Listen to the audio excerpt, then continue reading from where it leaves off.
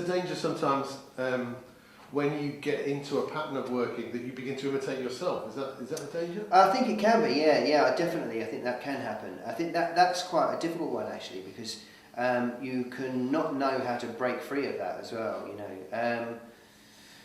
But you know, there's a lot of dangers. You know, there's a lot of dangers inherent in you know. The worst thing would be that you're in 20 years' time you're writing exactly the same sort of plays that you were writing when you started, because you won't be the same person.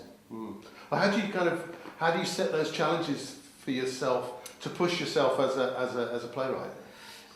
I suppose different writers would do it in different ways. I mean, for me,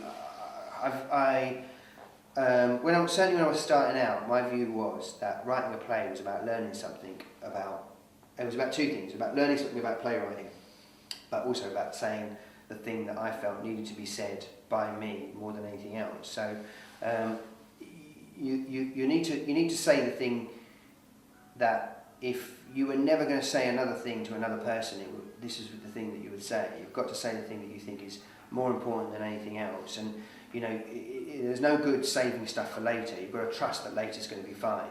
You've got to put everything you have into that play, I think, you know.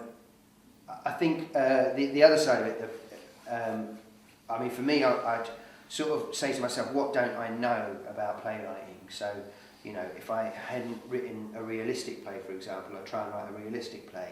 Or if I hadn't written a play with lots of characters in, I'd try and write a play with lots of characters in. And I tried not to. I tried to write plays that were a little bit different from the last one, you know, and that kind of that was quite good. I mean, it means that you. What I like about that is it means you don't end up comparing your plays. So you don't look at one play and say it's not as good as the one I did then. I must be terrible. You know, that. You know, and so I mean, the trick about writing is to write, and anything that helps you to carry on writing is a good thing.